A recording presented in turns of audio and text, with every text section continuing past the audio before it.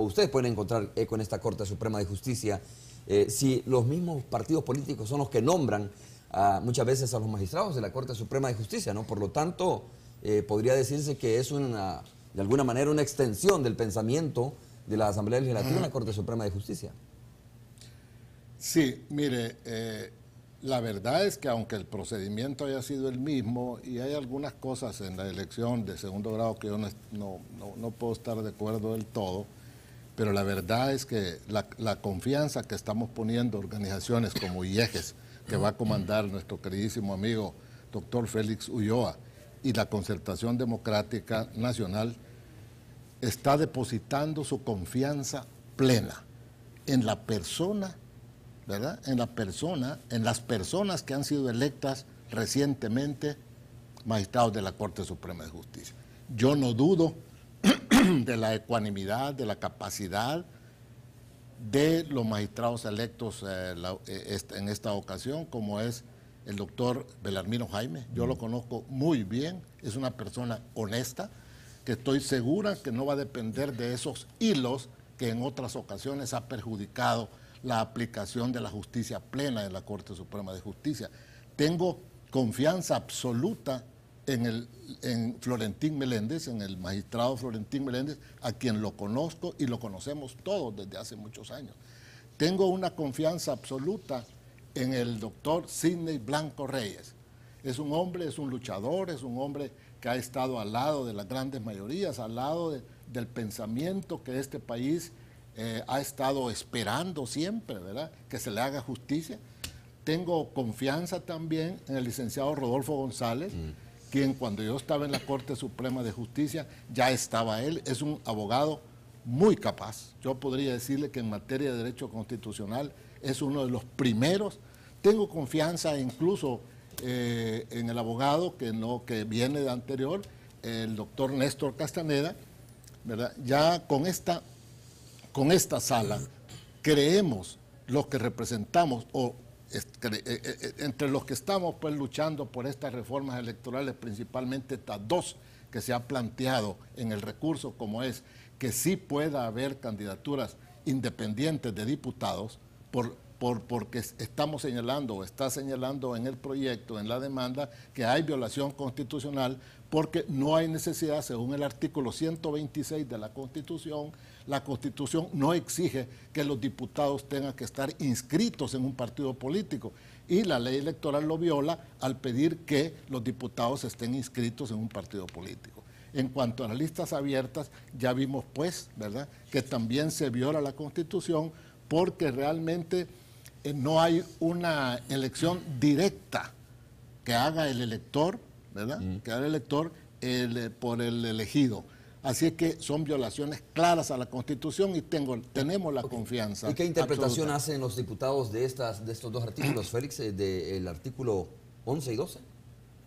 Bueno, yo creo que los diputados han hecho una interpretación tradicionalmente, digamos, haciendo caso omiso de las demandas ciudadanas. ¿Qué dice el artículo 12? ¿Lo tienes ahí concretamente para que lo podamos leer y analizarlo? Y después el artículo 12, es ¿no? el 211 y el 215, que son el 211 y el 215 del Código Electoral, que son los que estamos pidiendo la inconstitucionalidad, son los que hablan de que en los requisitos que deben llenar los candidatos a diputados que se presentan ante el Tribunal Supremo Electoral para ser inscritos, deben de agregar la constancia de pertenecer a un partido político.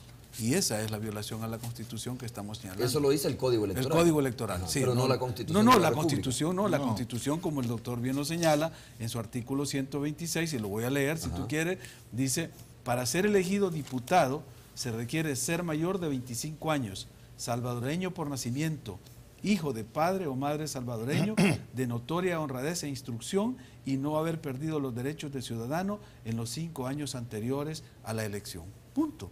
Esos son los requisitos. Dice que debe de pertenecer a un partido político. El artículo 151, que es el que establece los requisitos para ser electo presidente de la República, dice: para ser elegido presidente de la República se requiere ser salvadoreño por nacimiento, hijo de padre o madre salvadoreño, del estado seglar, mayor de 30 años de edad, de moralidad y instrucción notoria, estar en el ejercicio de los derechos ciudadanos y haberlo estado en los 6 años anteriores a la elección y estar afiliado a uno de los partidos políticos reconocidos legalmente. La Constitución establece ese requisito para el candidato de la presidencia.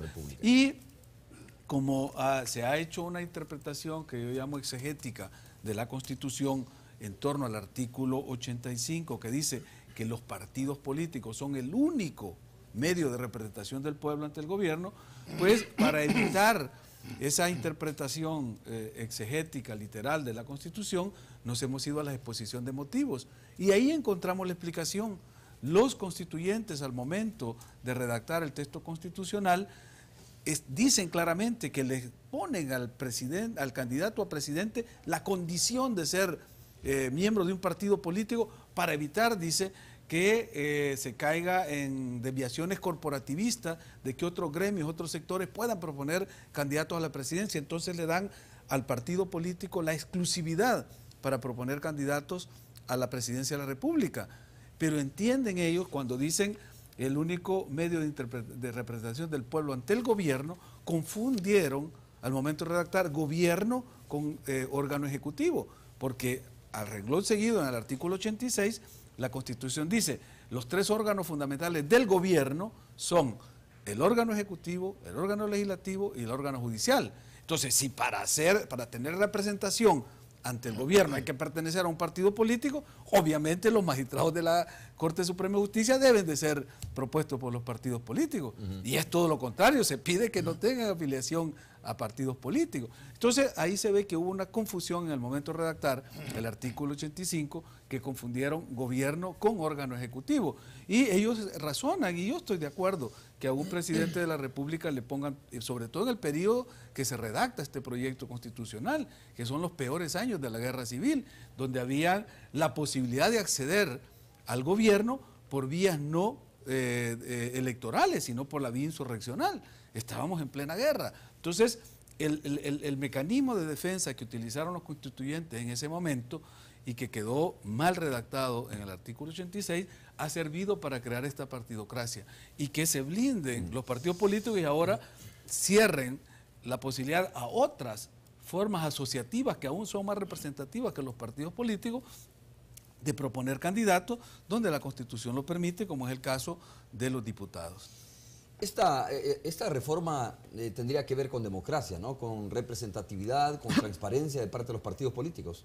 Ese es el fondo de esto, ¿no? Por supuesto. Que las elecciones sean más representativas, más transparentes, de alguna manera más participativas, porque esto de alguna manera incentivaría a los y las salvadoreñas a acudir masivamente a las urnas. Exactamente, Romeo. Fíjese que todo el mundo se ha quejado. Vuelvo a repetir lo que dije al principio.